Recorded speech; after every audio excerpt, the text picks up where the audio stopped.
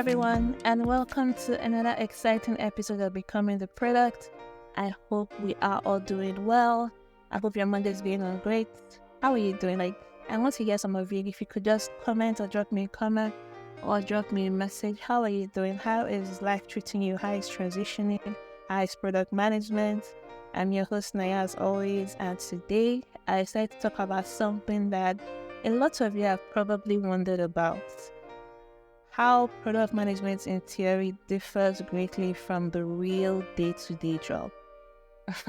Trust me, it is completely two extreme ends of the spectrum, but let's talk about it a little bit.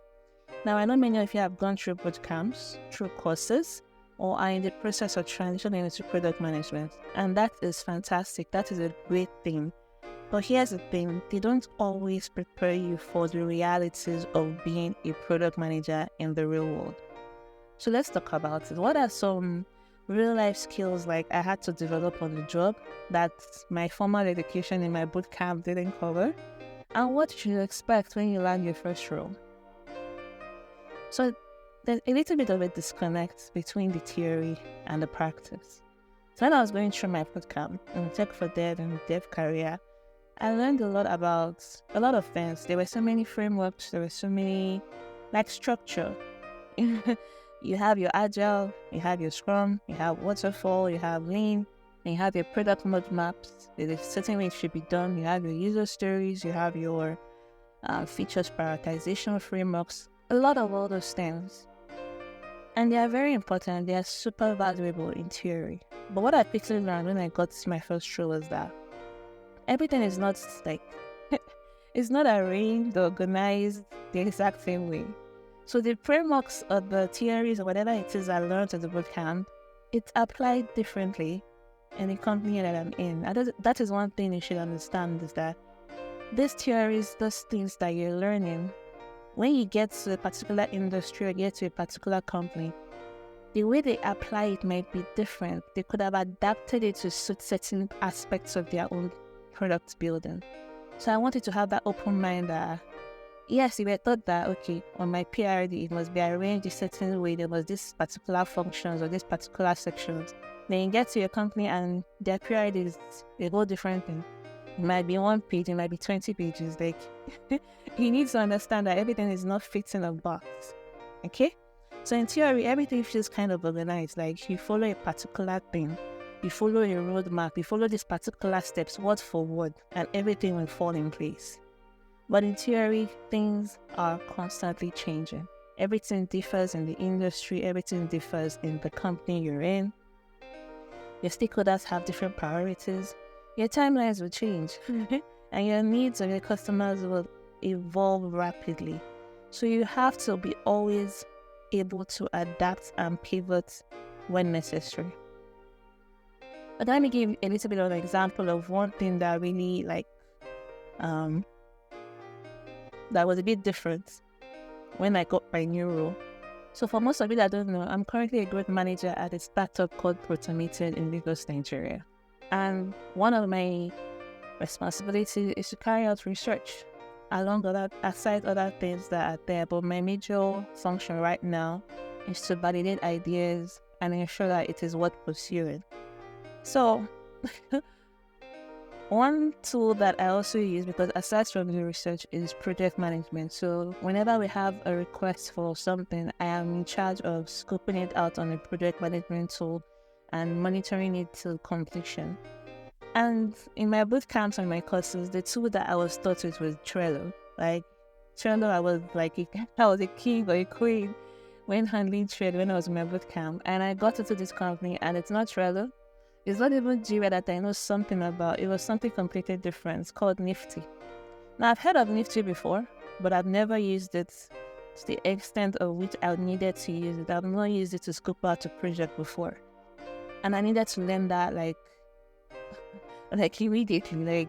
It wasn't a no-brainer.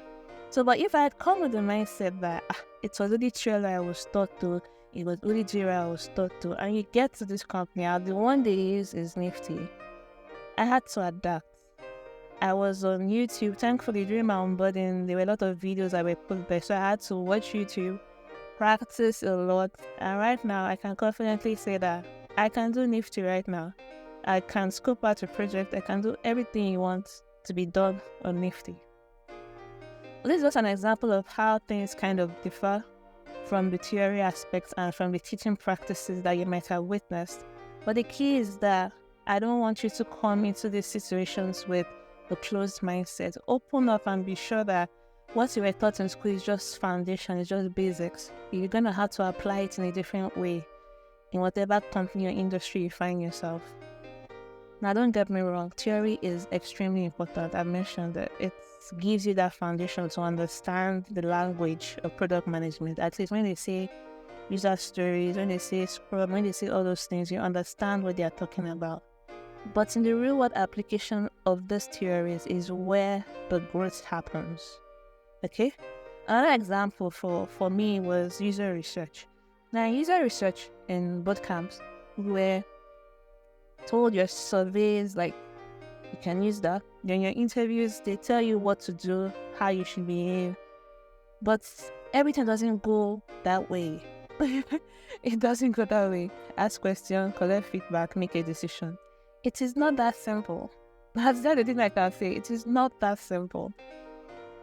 In my first user research, where I had to have conversations with people, I struggled a bit with that because I was a lot more comfortable doing surveys, but I understood that talking to customers is important.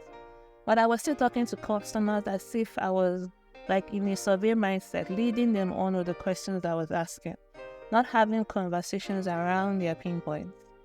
So that was one thing I learned, not that I needed to, that I learned the hard way. I learned how to just have a conversation. Okay, this thing that's happening in your life, how do you go about it? What do you struggle with? Then based on the feedback, I had to also think of my fit. I had to give follow-up questions based on the interpretation of how I got the feedback and all that. So in practice, you're interpreting the feedback in real time. You're reading between the lines. You're looking at their emotional responses. You're looking at all those things while asking the questions, while making sure that you're trying to get more insights into the pain points that you're researching. So all this, yes, I have the basics. I have the theory. I know that, okay, I'm meant to do this, I'm meant to do that. But now that I'm practicing it, I have to adapt it. I have to be flexible. I have to ensure that I'm not strict with following the rules, but you need to just change a little bit. You need to I don't know how to express, but you need to do all those extra things. So this is why the value of learning by doing is extremely important. So bootcamps and courses, they're amazing. I was happy that I went through all that because it gives you that strong foundation. You completely understand. When you're in a PM meeting, at least you understand what they're saying to a long extent. But don't expect them to prepare you for everything. Don't do that to yourself. Product management is one of those roles where learning by doing is absolutely essential. That's why I preach that even though you've done a bootcamp, you've done a course, don't keep doing bootcamps and courses.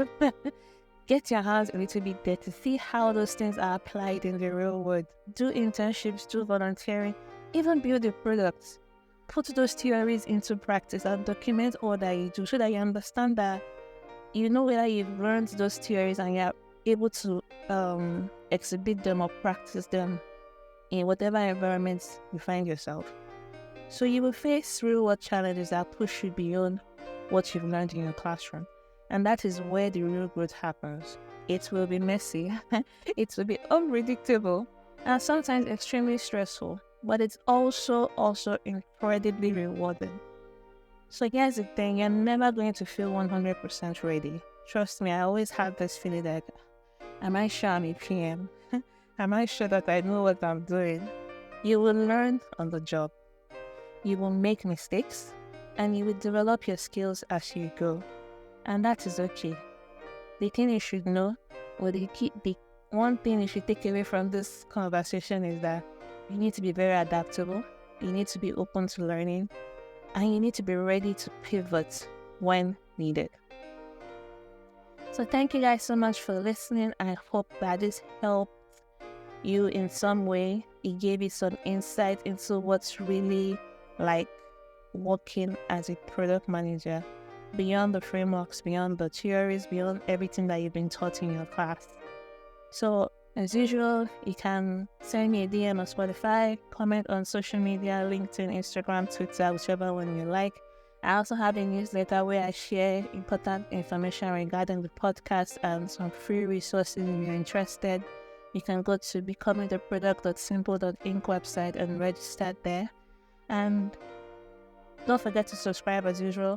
Share this episode with someone who you feel will benefit a great deal. And I'll see you in the next episode. Have a great week.